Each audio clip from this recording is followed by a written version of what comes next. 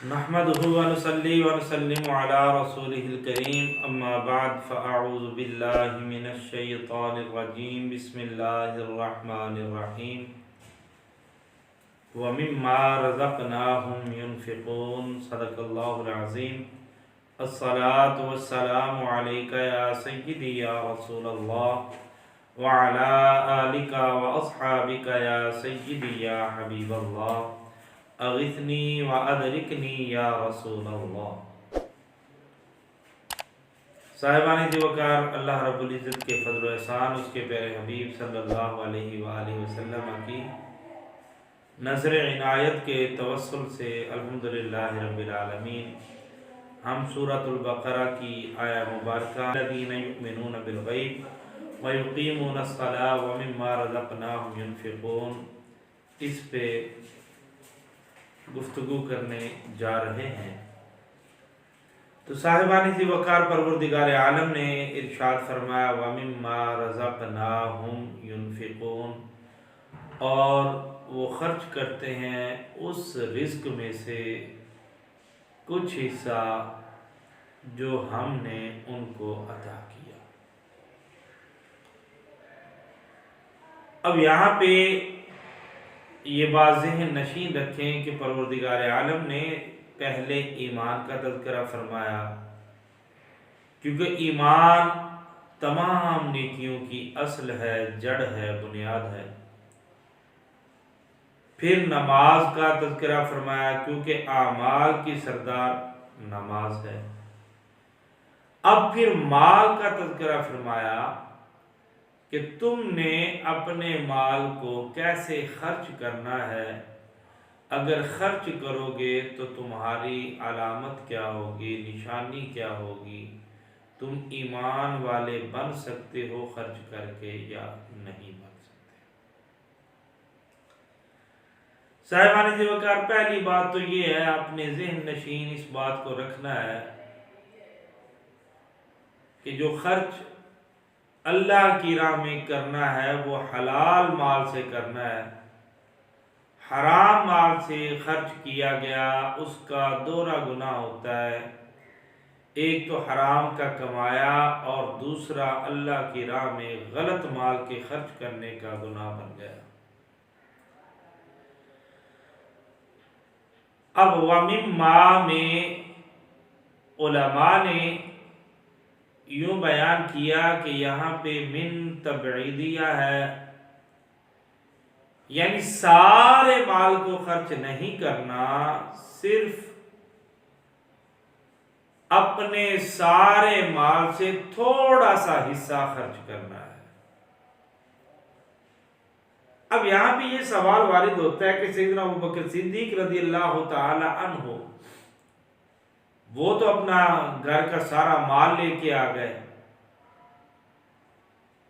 آقا کریم علیہ السلام نے اسے قبول فرمایا، تو علماء نے یہاں پہ لکھا کہ یاد رکھیے گا صدیق اکبر رضی اللہ تعالی عنہ نے جو یہ عمل کیا، یہ عشق کے پیرائے میں جا کے کیا، اور عشق بھی اس نبی علیہ السلام سے جو نبی امام الانبیاء بن کے آئے۔ تو اس لیے ان کے اس عمل کو ہم اپنا حصہ زندگی کا نہیں بنا سکتے۔ رزقناہم، اب رزق کس کو کہتے ہیں؟ کہتے ہیں الحظ، حصے کو کہتے ہیں۔ اب کہتے ہیں، بعض نے کہا کہ جو چیز انسان کھا لے وہی اس کا رزق ہوتا ہے۔ علماء کہتے ہیں یہ موقف غلط ہے، باطل ہے، کیونکہ بندہ جو چیز کھا لے اس میں سے خرچ کیسے کر سکے گا؟ یہاں تو ینفقون کا لفظ آ رہا ہے۔ بعض نے کہا جس چیز کا بندہ مالک ہو اسے خرچ کرے۔ علماء نے کہا یہ بھی باطل ہے، یا اس پہ خرچ کرے۔ فرمایا اولاد پہ خرچ کرتا ہے، بیوی پہ خرچ کرتا ہے، لیکن بیوی یا اولاد کا وہ مالک تو نہیں ہوتا۔ تو اب یہاں پہ خواجہ حسن بصری رحمۃ اللہ علیہ کا وہ فرمان، آپ نے فرمایا کسی نفع بخش چیز کو اپنے لیے ممکن بنانا یہ رزق کہلاتا ہے۔ اب رزق کے معنی ہو گئے دو، ایک ہو گیا عطا اور ایک ہو گیا حصہ، یعنی اپنے نفع بخش مال کے حصہ میں سے کچھ حصہ اللہ کی راہ میں خرچ کرنا۔ ینفقون کا معنی ہے خرچ کرنا، بکھیرنا۔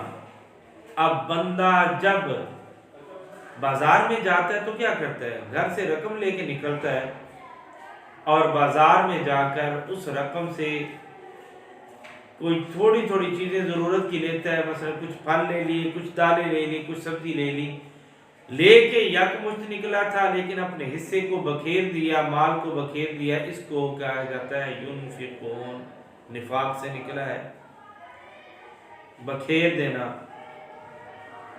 تو یہاں پہ اگر سانس مراد لی جائے تو علماء نے کہا تو پھر اس کا مطلب یہ ہوگا سانس کے اعتبار سے کہ کچھ سانسیں اللہ کی راہ میں ذکر کے لیے وقف کر دے۔ اگر اس سے مراد مال لیا جائے تو کیا مراد ہوگا کہ زکوٰۃ یا صدقات کے زمرے میں جا کر کچھ مال وہ خرچ کرے۔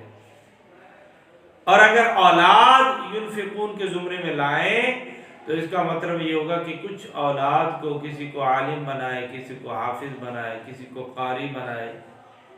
یعنی ینفقون وہ اپنے حصے کو رب کی بارگاہ میں بکھیر کے، رب کے جو مستحق مخلوق ہے اس میں اپنے حصے کو بکھیر کے وہ تقسیم کرے۔ اب کہتے ہیں شریعت میں اس انفاق کے یعنی خرچ کرنے کے 7 طریقے ہیں۔ پہلا کیا ہے؟ بندہ اپنے مال سے زکوٰۃ دے، 2.5% وہ چلتی ہے۔ پھر کیا ہے؟ وہ صدقہ فطر دے۔ تیسرے نمبر پہ وہ نفلی صدقہ عطا کرے۔ چوتھے نمبر پہ اپنے مال میں سے، اپنی جائیداد میں سے کوئی چیز وقف کر دے۔ 5ویں نمبر پہ وہ حج پہ جانے کے لیے خرچ کرے۔ 6 نمبر پہ وہ جہاد کے لیے خرچ کرے۔ اور 7ویں نمبر پہ جو اس کے قریبی رشتہ دار ہیں ان پہ خرچ کرے۔ تو یہ 7 راستے ہیں، 7 طریقے ہیں جن کے ذریعے بندہ انفاق فی سبیل اللہ کی خاصیت حاصل کر سکتا ہے۔ کہتے علماء نے یہاں پہ جو ینفقون رزقناہم ینفقون سے مراد لیا وہ زکوٰۃ بالمال کا انہوں نے حصہ لیا ہے۔ اب یعنی ہم اپنے مال میں سے زکوٰۃ دیں، خیرات کریں، غرباء میں تقسیم کریں۔ وَمِمَّا رَزَقْنَاهُمْ يُنْفِقُونَ سے یہاں یہ مراد لیا جا رہا ہے۔ اب یہ بھی کہا جا رہا ہے اگر علم میں سے انسان، اب زکوٰۃ کا ایک معنی ہے، پہلے یہ بات سمجھا لیں، زکوٰۃ کا معنی کیا ہے؟ کسی چیز کو پاک کرنا۔ اب علم کیسے پاک ہوتا ہے؟ پھیلانے سے۔ اگر عالم اپنے علم کو پھیلائے گا نہیں تو اس کا علم ضائع ہو جائے گا، اور ہو سکتا ہے اس کا علم اس کو جہالت یا گمراہی کے اس دھانے پہ لے جائے جہاں سے اس کو ایمان بچانا بھی مشکل ہو جائے۔ اسی طرح کنویں کو پاک کرنے کے لیے پانی نکالا جاتا ہے تو کنویں کی زکوٰۃ کیا ہوگی؟ پانی کا نکالنا۔ درخت کو اچھی طرح پھلدار کرنے کے لیے اس کی شاخیں چھوٹی چھوٹی کاٹی جاتی ہیں تو اس کی شاخوں کا کٹنا اس کے لیے زکوٰۃ کہلائے گا۔ پرندوں نے آ کے تیری کھیتی سے کھایا، وہ کھیتی کا کھانا تیری کھیتی کے رزق کو حلال کرے گا، یہ بھی زکوٰۃ کہلائے گا۔ اب کہتے ہیں اللہ کی راہ میں خرچ کرنے کے دو حکم ہیں، ایک ہے وجوب کا، ایک ہے مستحب کا۔ یعنی ایک لازمی ہے، وہ کیا ہے؟ زکوٰۃ دینا اگر صاحب مال ہے، اپنے آپ پہ خرچ کرنا یہ بھی واجب ہے، لازم ہے، اور جہاد میں خرچ کرنا یہ بھی لازم ہے، واجب ہے۔ اور مستحب طریقہ اللہ کے دیے رزق کو خرچ کرنے کا، فرمایا وہ صدقہ دے تاکہ اس کے اوپر جو بلائیں آ رہی ہیں، صدقہ تو رد البلا، ان بلاؤں کو روکنے کے لیے اپنے مال کا خرچ کرے تاکہ پروردگار عالم اس کے خرچ کی وجہ سے اس سے بلاؤں اور مصیبتوں کو ٹال دے۔ تو صاحبان جی وقار، آج کی اس نشست کا لب لباب یہ ہوگا کہ ہم نے اپنا کل مال نہیں دینا، بعض مال دینا ہے، حرام مال نہیں دینا، حلال مال دینا ہے۔ اگر مال نہیں تو اللہ کا ذکر کر کے سانس کی زکوٰۃ دینی ہے۔